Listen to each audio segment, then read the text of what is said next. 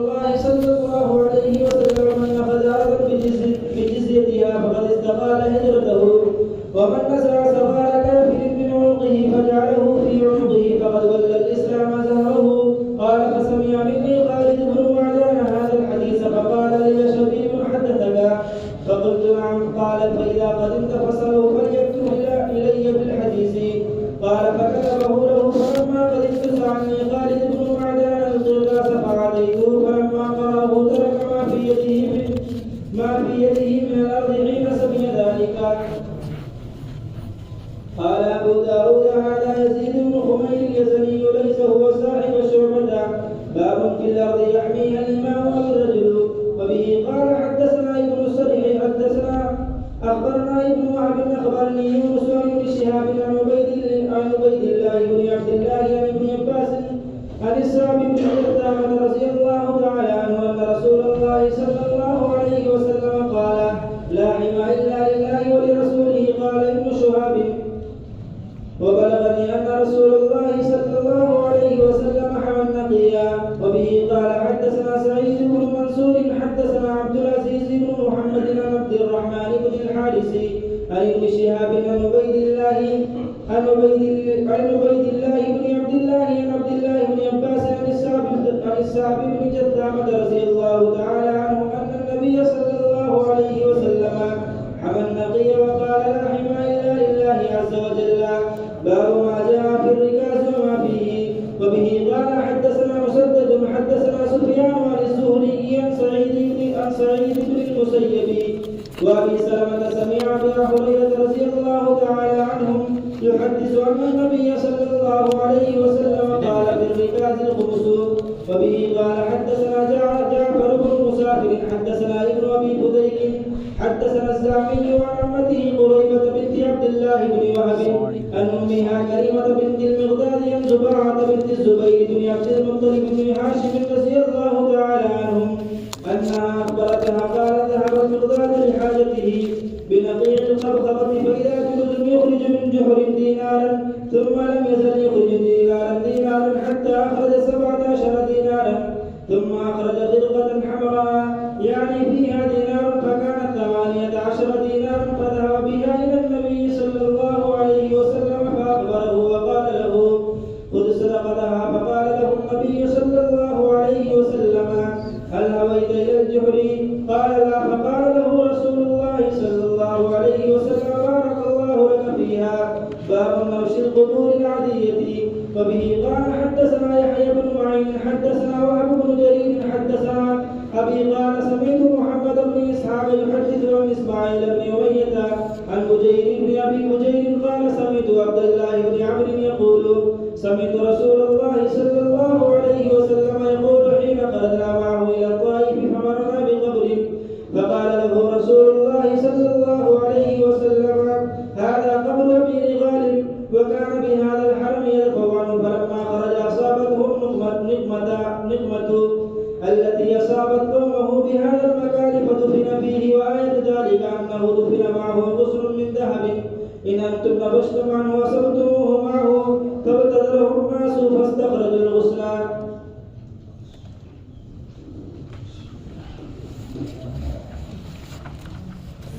باب ما جاء في الدخول في أرض الخراج.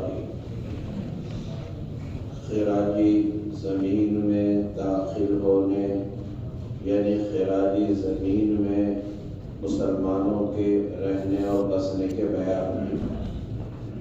حدثنا هارون بن محمد بن بكار بن بلال حدثنا محمد بن عيسى يعني ابن سميع قال: حدثنا زيد بن واقد حدثني أبو عبد الله عن معاذ أنه قال: من عقد الجزية في عنقه فقد برئ مما عليه رسول الله صلى الله عليه وسلم.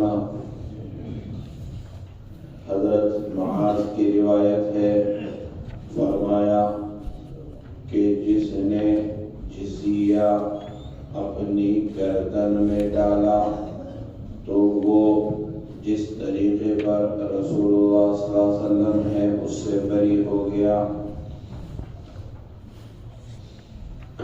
اس حدیث کا مفہوم یہ ہے کہ اگر کسی شخص نے کسی ذمہ سے خراجی زمین خرید لی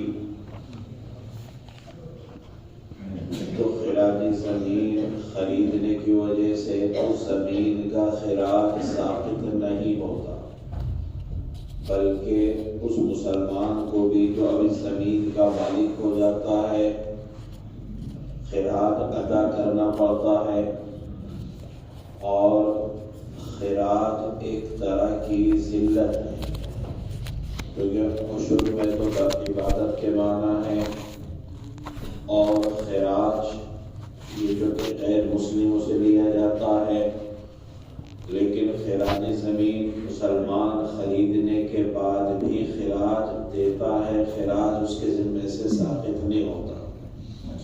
اسی لیے حضرت معاذ رضی اللہ تعالیٰ فرماتے ہیں کہ جس نے اپنی گردن میں جزیے کو ڈالا، یعنی جو بوجھ ایک غیر مسلم پر تھا، ذمہ پر تھا، اس بوجھ کو اپنے اوپر لے لیا،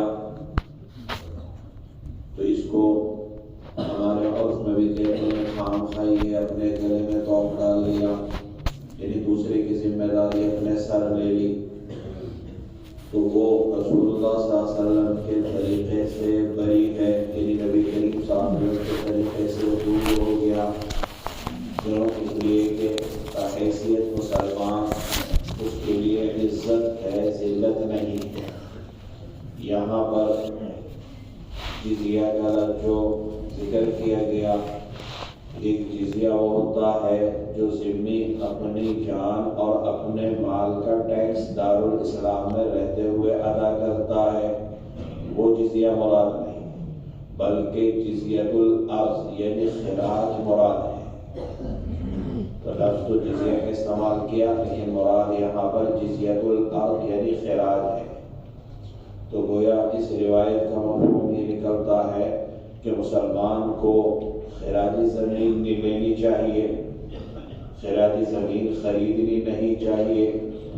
ایک مفہوم اس حدیث کا یہ نکلتا ہے کہ اس کے بعد والی روایت کا بھی، اور دوسرا مفہوم اس حدیث سے یہ سمجھ میں آتا ہے کہ اگر مسلمان ذمہ سے خراجی زمین لے لے تو مسلمان کے مالک ہونے کے باوجود اس زمین کا خراج ساقط نہیں ہوتا، مسلمان کو بھی اب خراج دینا پڑتا ہے۔ امام ابو حنیفہ علیہ الرحمہ یہ کہتے ہیں کہ خراج تو مسلمان کے ذمے سے ساقط نہیں ہوتا، البتہ مسلمان کے لیے خراجی زمین کا خریدنا جائز ہے۔ بظاہر حدیث سے تو عدم جواز سمجھ میں آتا ہے کہ مسلمان کو ایسی زمین نہیں لینی چاہیے، خریدنی نہیں چاہیے، لیکن احناف یہ کہتے ہیں کہ ایسی زمین کا، یعنی خراجی زمین کا غیر مسلم سے ذمہ سے خریدنا جائز ہے۔ اور ہدایہ کے اندر یہ مسئلہ بیان کیا گیا کہ خراجی زمین کا خریدنا جائز ہے، اور خراج زمین کے خریدنے کی وجہ سے خراج اس سے لیا جائے گا، خراج ساقط نہیں ہوگا۔ اور دلیل یہ بیان کی کہ صحابہ کرام سے خراج زمین کا خریدنا ثابت ہے، اور ان کے خراج زمین خریدنے کے بعد ان سے خراج کا لینا یہ بھی ثابت ہے۔ تو جب صحابہ کرام کا عمل رہا ایسی زمین کے خریداری کا، تو اس کا مطلب یہ ہے کہ خراج زمین کا خریدنا جائز ہے۔ رہ گئی یہ روایت، اس روایت کی سند کے اندر محمد ابن عیسیٰ متکلم فی راوی، اور اگلی عبارت آئے گی، اگلی حدیث، اس میں عمارہ ابن ابی شعثہ یہ ابو دردہ سے روایت کرتے ہیں، تو اب عمارہ ابن ابی شعثہ کے بارے میں آتا ہے کہ یہ بھی ضعیف ہے۔ تو قد یہ کہ یہ روایت متکلم فی راویوں کی وجہ سے قابل اعتبار نہیں، اور جن روایات میں صحابہ کرام سے خراجی زمین کا خریدنا ثابت ہے وہ روایات ان روایات مقابلے میں صحیح السند ہیں۔ حدثنا حياة بن شريح الحضرمي حدثنا بقية حدثني عمارة بن أبي الشعثاء حدثني سنان بن قيس حدثني شبيب بن نعيم حدثني يزيد بن خمير حدثني أبو الدرداء قال قال رسول الله صلى الله عليه وسلم من أخذ أرضا بجزيتها فقد استقال هجرته۔ ابو الدرداء رضی اللہ عنہ کی روایت ہے، رسول اللہ صلی اللہ علیہ وسلم نے فرمایا کہ جس نے زمین کو جزیے کے ساتھ لے لیا، یعنی خراج کے ساتھ زمین کو لے لیا، خراجی زمین کو لے لیا، تو اس نے اپنی ہجرت کو توڑ دیا۔ وَمَن نَزَعَ صَغَارَ كَافِرٍ مِّنْ عُنُقِهِ فَجَعَلَهُ فِي عُنُقِهِ فَقَدْ وَلَّى الْإِسْلَامَ ظَهْرَهُ، اور جس نے کافر کی ذلت اس کی گردن سے اتار کر فَجَعَلَهُ فِي عُنُقِهِ اپنی گردن میں ڈال لی تو اس نے اسلام کو اپنی پیٹھ پیچھے کر دیا۔ قال فسمع مني خالد بن معدان هذا الحديث، راوی کہتے ہیں یعنی ابو الدرداء کہ مجھ سے یہ حدیث خالد بن معدان نے سنی، فقال لي اشبیب حدثك، اور مجھ سے پوچھا کہ کیا شبیب نے تم سے یہ حدیث بیان کی؟ فقلت نعم، میں نے کہا جی۔ قال فإذا قدمت فَاسْأَلُهُ فَلْيَكْتُبْ إِلَيَّ بِالْحَدِيثِ، فرمایا کہ جب تم ان کے پاس جاؤ، جب ان سے ملاقات ہو تو ان سے کہنا، ان سے یہ سوال کرنا کہ مجھے حدیث لکھ کر دے دے۔ قال فَكَتَبَهُ لَهُ، راوی کہتے ہیں کہ شبیب نے یہ حدیث ان کے لیے لکھ دی۔ فَلَمَّا قَدِمْتُ سَأَلْنِي خالد بن معدان القرطاس، جب میں واپس آیا تو خالد بن معدان نے مجھ سے وہ پرچہ طلب کیا، فأعطيته، میں نے ان کو دے دیا۔ فلما قرأه ترك ما في يديه من الأرض حين سمع ذلك، جب انہوں نے وہ پرچے میں حدیث کو پڑھا تو جو ان کے قبضے میں زمین تھی، حين سمع، جب انہوں نے اس کو سنا تو اس کو چھوڑ دیا۔ قال ابو داؤد هذا يزيد بن خمير اليزني ليس هو صاحب الشعبة، ابو داؤد نے کہا کہ یزید ابن خمیر یزنی ہیں جو شعبہ کے شاگرد نہیں ہیں۔ اس روایت کا حاصل یہ کہ حضور اکرم صلی اللہ علیہ وسلم نے فرمایا کہ جس نے جزیے والی زمین یعنی خراجی زمین کو لے لیا، خرید لیا، تو گویا اس نے ہجرت کو ترک کر دیا، ہجرت کو چھوڑ دیا۔ مقصد یہ ہے کہ ہجرت جو کی گئی تھی وہ عزت کے لیے کی گئی تھی، اور اب خراجی زمین لے کر ساری زندگی خراج دینا پڑے گا۔ اور اگلا جملہ یہ کہ یہ گویا ایک طرح کی ذلت ہے جو کافر کے گلے میں پڑی ہوئی تھی، اس کو گلے سے نکال کر اپنے گلے میں ڈال لیا، تو گویا اس نے اسلام کو پیٹ پیچھے کر دیا۔ مسلمان ہونے کی وجہ سے تو اس کو اعلیٰ ہونا چاہیے تھا، اور مسلمان ہونے کی وجہ سے اس کو باعزت رہنا چاہیے تھا۔ اب خراج دے کر ایک طرح کی گویا ذلت اس نے اختیار کر لی۔ راوی کہتے ہیں ابو الدرداء صحابی کہ مجھ سے یہ حدیث خالد بن معدان رضی اللہ تعالی عنہ نے سنی۔ انہوں نے پوچھا کہ کیا تم سے یہ حدیث شبیب نے بیان کی ہے؟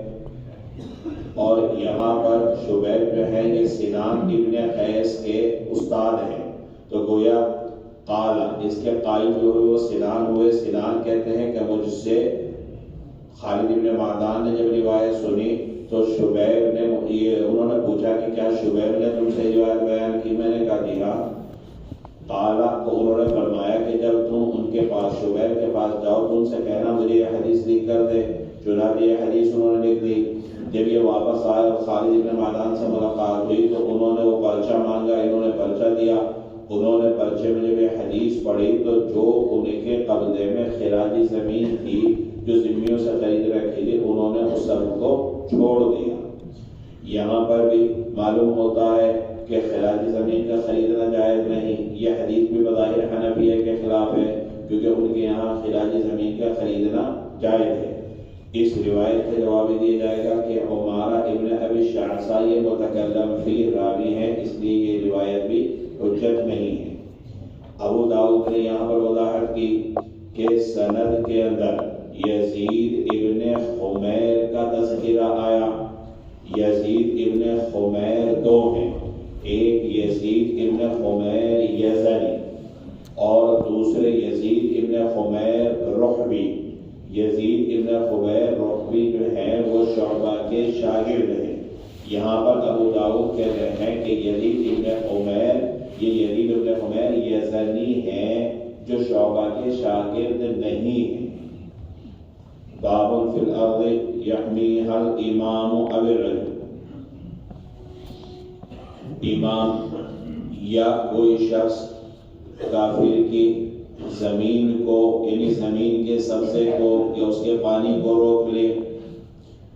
حدثنا ابن الصرح اخبرنا ابن وهب اخبرني يونس عن ابن شهاب عن عبيد الله ابن عبد الله عن ابن عباس عن الصعب بن جثامة ان رسول الله صلى الله عليه وسلم قال لا حمى الا لله ولرسوله۔ قال ابن شهاب وبلغني ان رسول الله صلى الله عليه وسلم حمى النقيع۔ صعب بن جثامہ کی روایت ہے کہ رسول اللہ صلی اللہ علیہ وسلم نے فرمایا کہ حما نہیں ہے، روک لینا نہیں ہے مگر اللہ اور اس کے رسول کے لیے۔ ابن شہاب نے فرمایا کہ مجھے یہ خبر پہنچی کہ حضور صلی اللہ علیہ وسلم نے نقیع کا حما کیا، نقیع کو روک لیا۔ حما یہ لفظ مصدر ہے، لیکن اس میں مفعول کے معنی میں زمانے جاہلیت میں یہ ہوتا تھا کہ اگر کوئی زمین سرسبز و شاداب ہے یا کسی جگہ پر پانی ہے، کیونکہ ریگستانی علاقہ تو وہاں پر سبزہ وہ بھی نایاب اور پانی بھی کم یاب تھا، تو اسی لیے جو امیر ہوتا تھا، جو حاکم ہوتا تھا یا جو طاقتور ہوتا تھا، وہ اس سبزے کو یا اس پانی کو اپنے لیے روک لیتا تھا، دوسرے کو اپنے جانور چرانے کی وہاں پر اجازت نہیں ہوتی۔ تو اسلام نے آ کر اس طریقے کو باطل کیا، چنانچہ فرمایا لا حما، کسی کے لیے حما کا یعنی کسی کے لیے سرسبز زمین کے سبزے کو روک لینے کا یا پانی کو روک لینے کا حق نہیں سوائے اللہ اور اس کے رسول کے۔ اللہ کا تذکرہ بطور برکت کے ہے، جیسے وَاعْلَمُوا أَنَّمَا غَنِمْتُم میں جو خمس کے مصارف بیان کیے اس میں بھی اللہ تبارک و تعالیٰ کا تذکرہ ہے، فے کے جو مصارف ہیں اس میں بھی اللہ تعالیٰ کا تذکرہ ہے، وہ تو صرف برکت کے لیے۔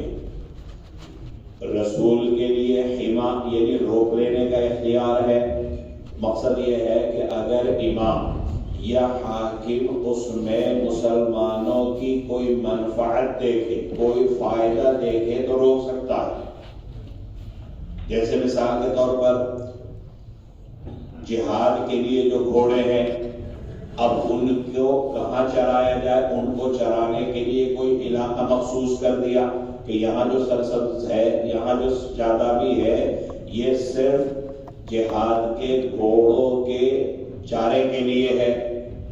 یا زکوٰۃ میں لوگ اونٹ وغیرہ یا جانور دیا کرتے تھے، تو اب ان کو کہاں چرایا جائے؟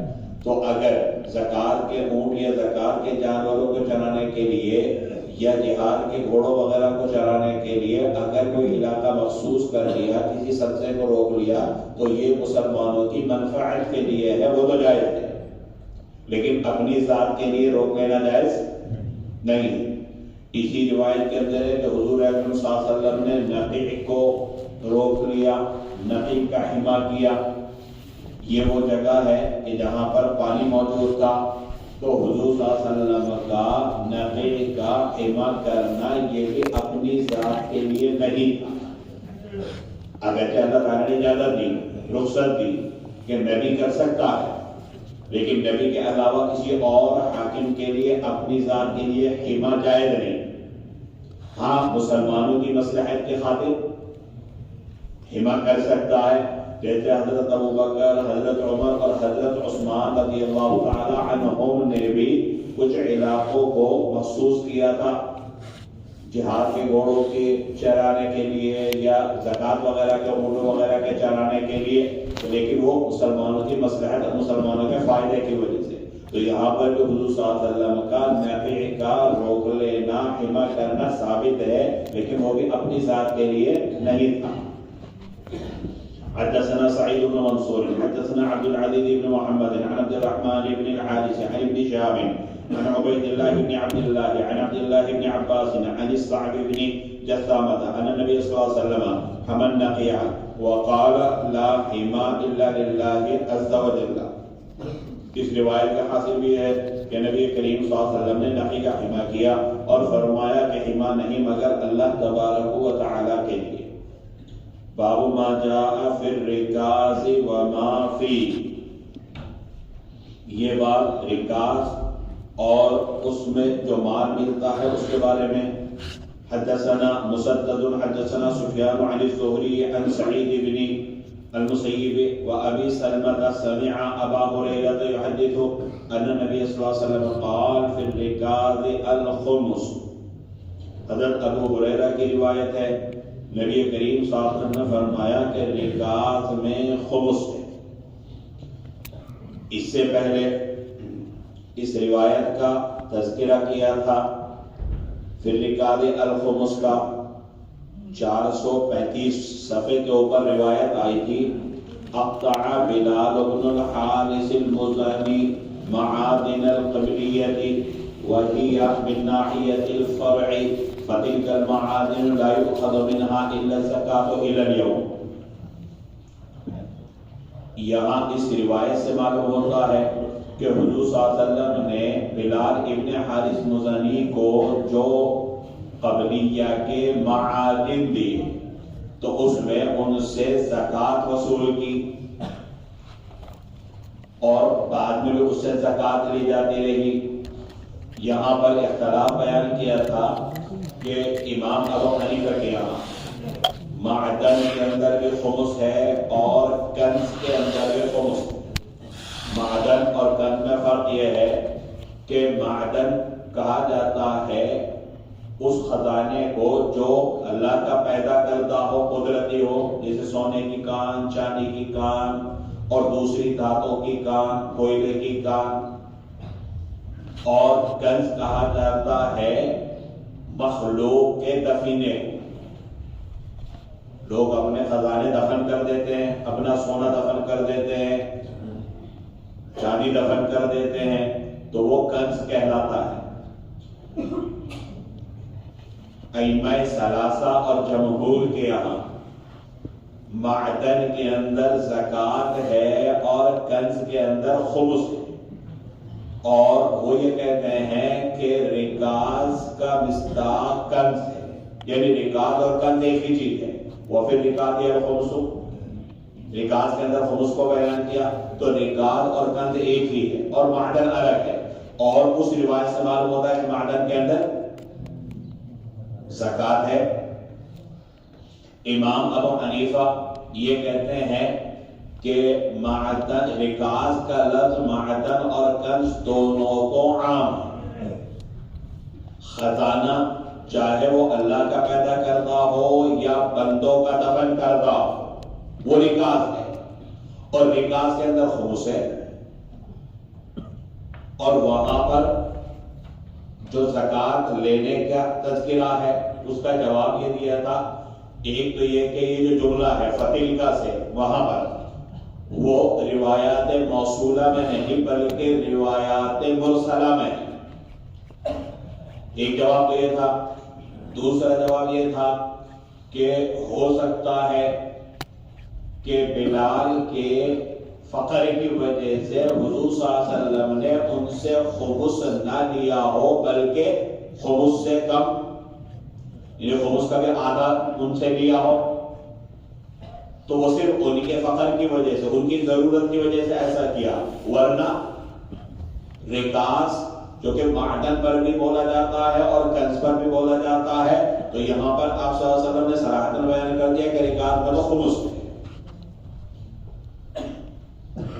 اب کون سے رکاز کے اندر خمس ہے؟ جو کہ کانیں مختلف قسم کی ہوتی ہیں، اس میں شافعیہ اور مالکیہ یہ تو کہتے ہیں کہ صرف سونے اور چاندی کی کان میں خمس ہے۔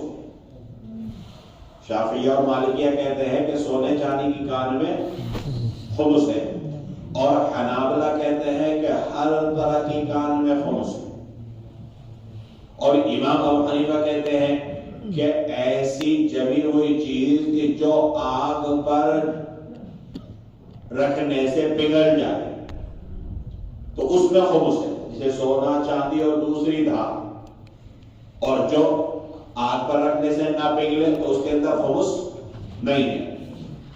اور تمام کے نزدیک کان سے حاصل ہونے والی چیز میں خمس واجب ہونے کے لیے کوئی نصاب شرط نہیں ہے۔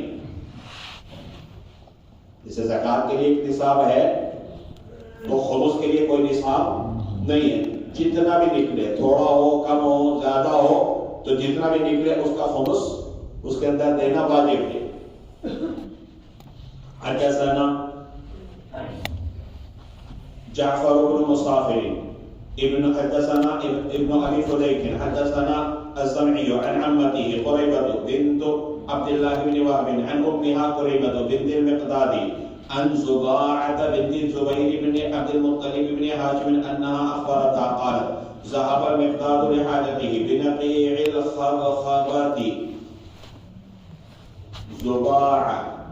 زبیر ابن عبد المطلب کی بیٹی وہ کہتی ہے کہ انہا اخبرتھا، انہوں نے خبر دیتے ہوئے کہا کہ مقداد اپنی کسی ضرورت سے نقیع خبخبا کے فَإِذَا جُرْزٌ يُخْرِجُ مِنْ جُحْرٍ دِينَارًا، اتنے میں دیکھا کہ ایک بڑا چوہا، جرزن اوپر لکھا ہوا الفار کبیر مذکر، بڑا چوہا، وہ ایک سوراخ سے دینار نکال رہا ہے۔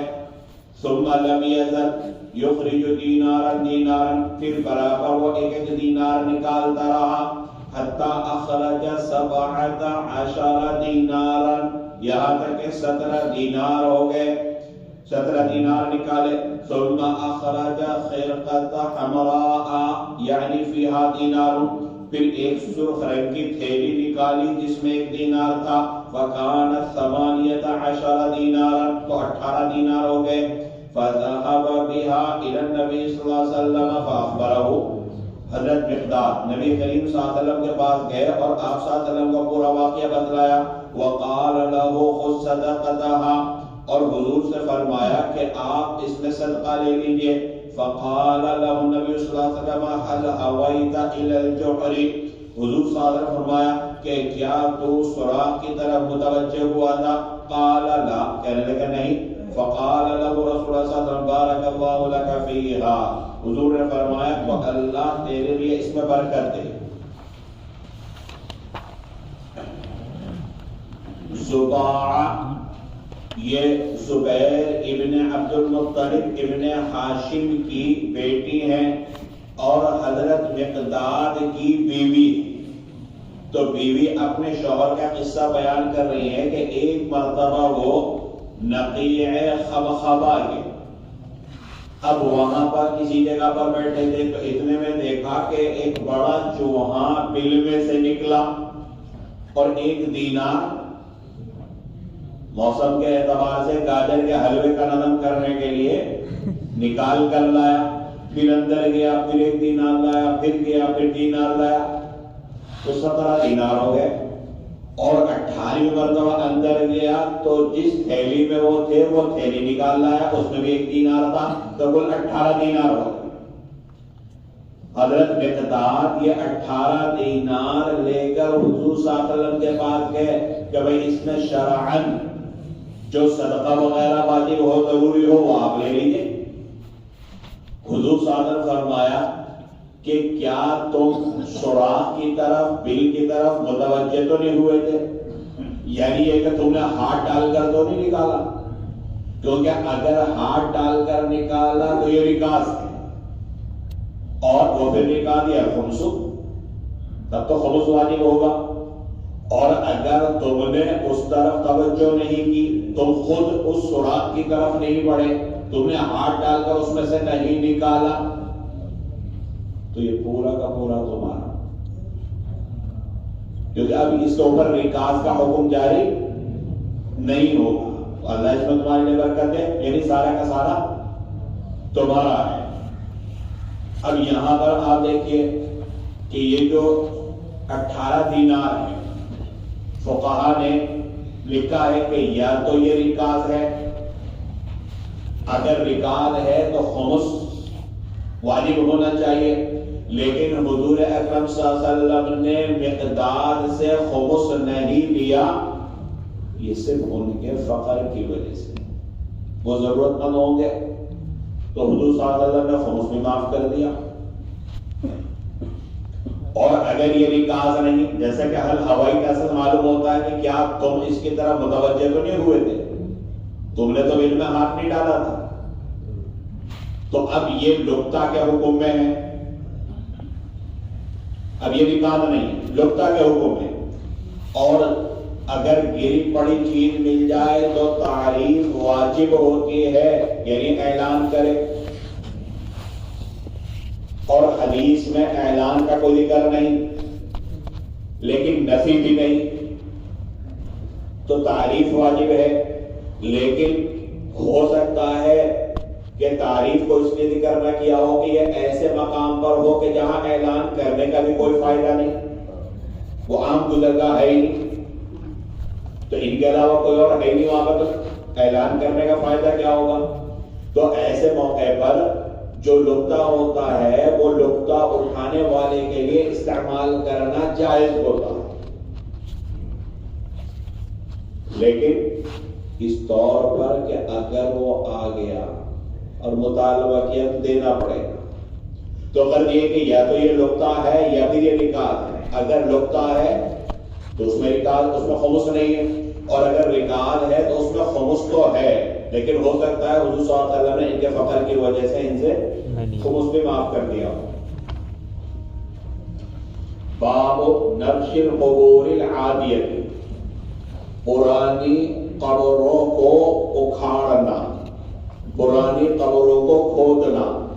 حدثنا یحییٰ بن معین حدثنا وهب بن جرير حدثنا ابي قال سمعت محمد بن اسحاق يحدث عن اسماعيل بن امية عن بجير بن ابي بجير فقال سمعت عبد الله بن عمر يقول سمعت رسول الله صلى الله عليه وسلم يقول حين خرجنا معه الى الطائف فمررنا بقبر فقال رسول الله صلى الله عليه وسلم هذا قبر ابي رغال.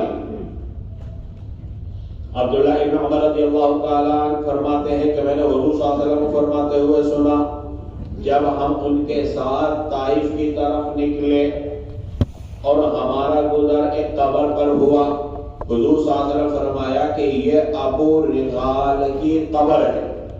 وَكَانَ بِهَذَا الْحَرَمِ يَدْفَعُ عَنْهُ، اور وہ اس حرم کی وجہ سے عذاب کو اپنے سے دور کرتا ہے. فلما خرج اصابته النقمة التي اصابت قومه بهذا المكان فدفن فيه، جب وہ نکلا تو اس کو وہی عذاب آیا جو اس کی قوم کو آیا تھا اسی جگہ، بس اس کو اس میں دفن کیا گیا. وآیت ذلك انه دفن معه غصن من ذهب، اور اس کی نشانی یہ ہے کہ اس کے ساتھ ایک سونے کی چھڑی دفن کی گئی. ان انتم نبشتم عنه اصبتموه معه، اگر تم اس کی قبر کو کھودو تو تم اس کو پاؤ گے اس کے پاس. فَوَتَدَرَهُ النَّاسُ قبر کھودنے کے لیے سب سبق چھوڑ کر بھاگ پڑے. فَاسْتَخْرَجُ الْغُصْنَ اور اس کے اندر سونے کی چھڑی کو پا لیا. باب نبش القبور العادیہ. العادیہ یہ قدیم کے معنی میں استعمال ہوتا ہے. العادیہ القدیمہ. وجہ اس کی یہ ہے کہ قوم عاد کا زمانہ بہت پرانا ہے، تو اسی وجہ سے العادیہ یہ استعمال کیا جاتا ہے قدیم کے لیے. تو باب ہوا کہ پرانی قبروں کو اکھاڑنا، پرانی قبروں کو کھودنا. یہاں پر واقعہ بیان کیا کہ حضور اکرم صلی اللہ علیہ وسلم جب غزوہ طائف کے لیے 9 ہجری کے اندر روانہ ہوئے اور حضور اکرم صلی اللہ علیہ وسلم کا گزر ایک قبر پر ہوا. صحابہ ساتھ تھے، حضرت عبداللہ بن عمر بھی ساتھ تھے جو راوی ہیں اس کے. تو حضور صلی اللہ علیہ وسلم فرمایا کہ یہ ابو رمال کی قبر ہے، اور حرم کی طرف اشارہ کرتے ہوئے کہا، کیونکہ فتح مکہ کے بعد کا واقعہ ہے کہ اس حرم سے یہ اپنے اوپر آنے والے عذاب کو دور کرتا رہا. یعنی جب اس کی قوم پر عذاب آیا تو یہ حرم کے اندر چلا گیا، کیونکہ حرم کے اندر عذاب نہیں آتا، یہ ان کا بھی یقین تھا. تو جب تک یہ حرم کے اندر رہا اور اس کی قوم اس عذاب سے ہلاک ہوئی بھی یہ بچا رہا. لیکن جب ایک مرتبہ کسی وجہ سے نکلا تو جیسے ہی حرم سے باہر نکلا، جو اس کی قوم پر زلزلے کا عذاب آیا تھا وہ اس کے اوپر آیا، یہ بھی مر گیا. چنانچہ اسی جگہ پر اس کو دفن کیا گیا. اور یہ ابو رمال کوئی عام آدمی نہیں تھا، یہ قبیلہ ثقیف کا جد اعلیٰ تھا، بڑا آدمی. اب کیسے پتا چلے گا کہ یہ بڑا آدمی ہے؟ تو پہچان کے لیے ایک سونے کی چھڑی وہ اس کے قبر کے اندر رکھ دی گئی، تاکہ جب بھی قبر گزرے تو پتا چل جائے کہ ابو رمال کی قبر ہے. یہ قوم ثمود سے تھا. غرض یہ کہ آپ صاحب نے فرمایا کہ اگر تم اس کی قبر کو کھودو تو ابھی بھی چھڑی کو پاؤ گے. یہ ایک معجزہ، ہزاروں سال پرانی قبر کے بارے میں بتا دیا کہ یہ کس کی ہے. اور اس کے دفن کے وقت اس طرح کا واقعہ پیش آیا، اس میں سونے کی چھڑی رکھی گئی، اور تم اگر دیکھو تو ابھی بھی ملے گی. چنانچہ صحابہ نے قبر کو کھودا اور اس میں چھڑی ملی. یہی ترجمہ الباب سے مناسبت ہے، کیونکہ یہ چھڑی کا ملنا گویا ریکاز ہے. یہ کیا ہوا؟ کنز. اور احناف کے یہاں کنز اور معدن دونوں کو ریکاز کہا جاتا ہے. تو اگر یہ کہ وہ سونے کی چھڑی ملی تو یہ قبیلہ ثقیف سے تھا، اور قبیلہ ثقیف قوم ثمود سے تھا. قبیلہ ثقیف کا جد اعلیٰ تھا، اور یہ نحوست میں ضرب المثل تھا. شعراء بھی اپنے کلام میں اس کی نحوست کو بیان کرتے تھے.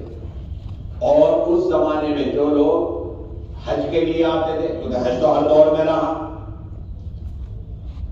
اور اس کے قبر کے پاس سے گزرتے تھے تو بغیر پتھر مارے کوئی نہیں گزرتا. اور اس کے بارے میں یہ بھی ہے کہ ابرہہ کا جو لشکر آیا تھا خانہ کعبہ کو شہید کرنے کے لیے، اس کا رہبر یہی تھا.